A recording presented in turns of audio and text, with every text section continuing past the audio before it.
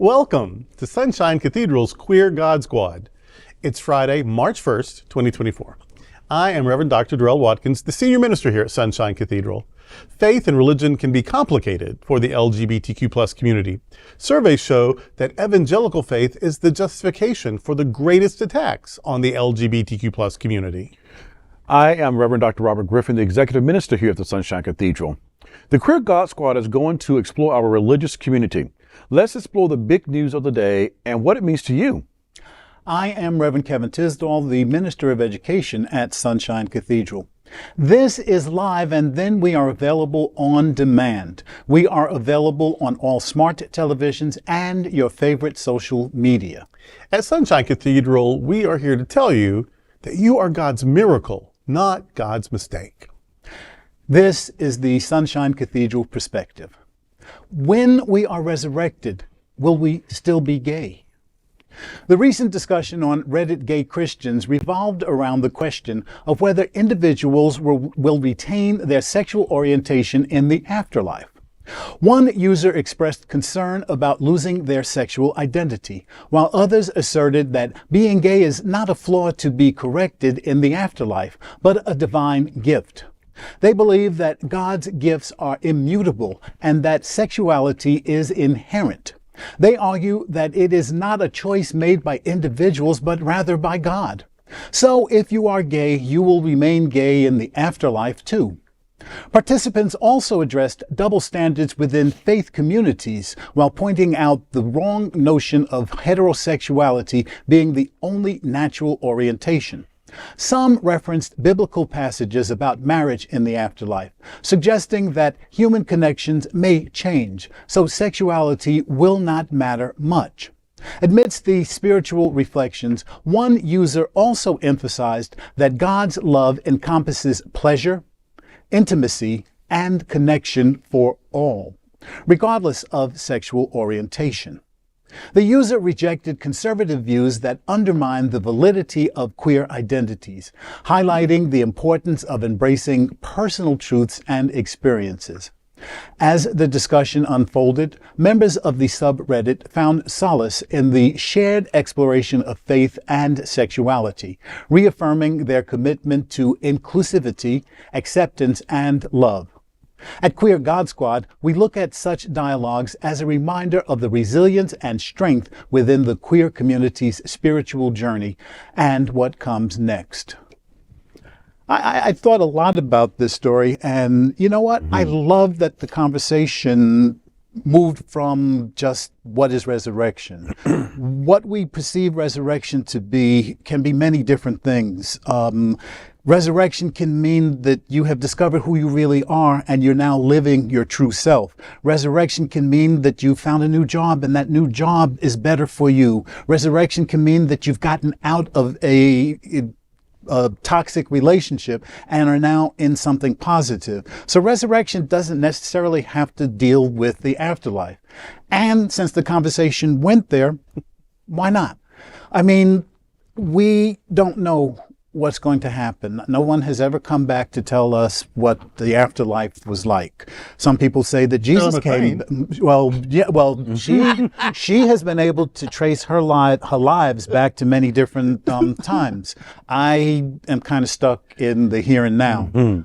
And still, I find that the conversation itself was refreshing, that people could start talking about how they see themselves today and how they think they might see themselves tomorrow.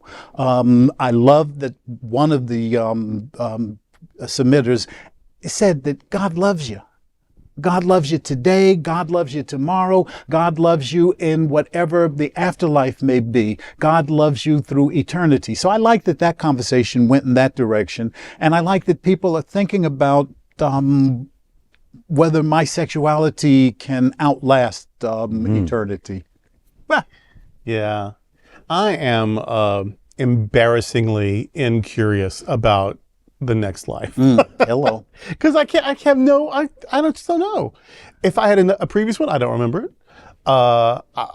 If I was ensouled in utero, Jewish tradition says I was not, that ensoulment comes with your first breath.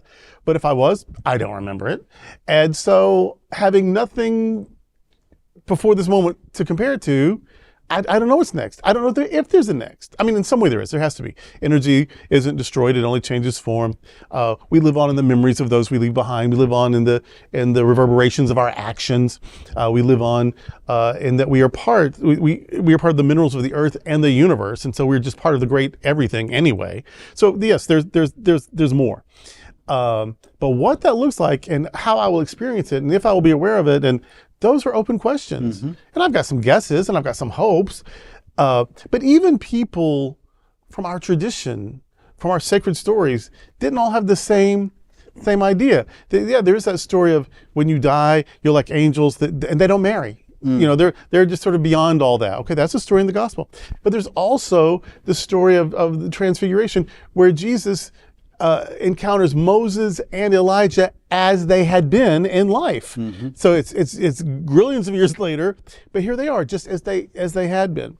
There's the story of Bacchus and Sergius, where these lovers in the early church, and they're killed for their faith, not for being gay, but for their faith. One dies the day before the other and comes to the survivor in the dream saying, we're going to be reunited in heaven. As a couple. Saints Sergius and Bacchus, look that up, by the way.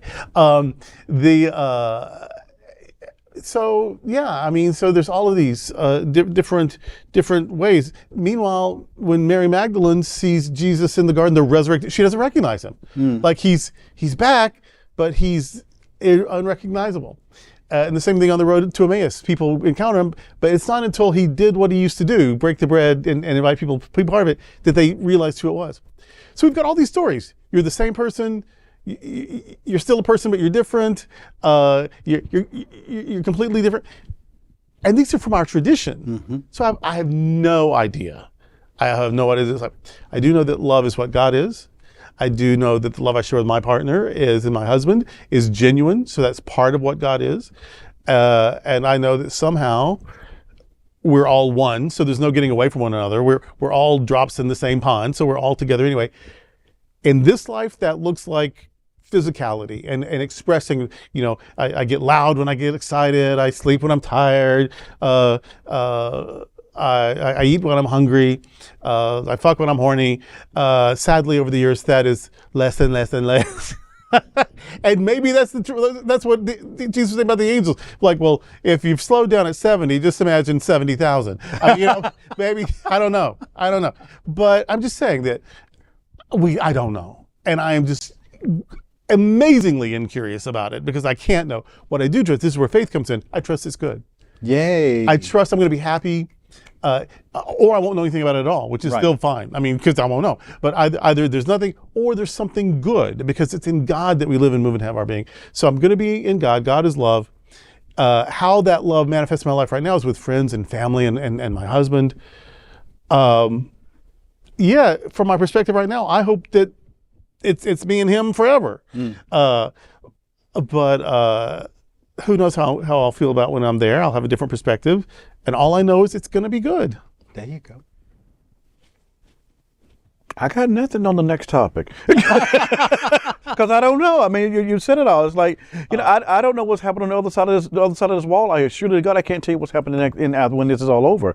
My hope is that it's just like one breath right into the next, and existence and life goes on, probably differently than we know it. But I just I grew up with this thing. Everybody say this old song. They sing, "I'm sending up my timber every day." Whatever timber you send up to heaven is kind of house you're going to live in heaven for eternity. I'm like, okay, fine. Yeah, we're sending up gay timbers. Yeah, right? We're sending up rainbow timber and everything, But it's like, okay, for real, I don't know. I just know this.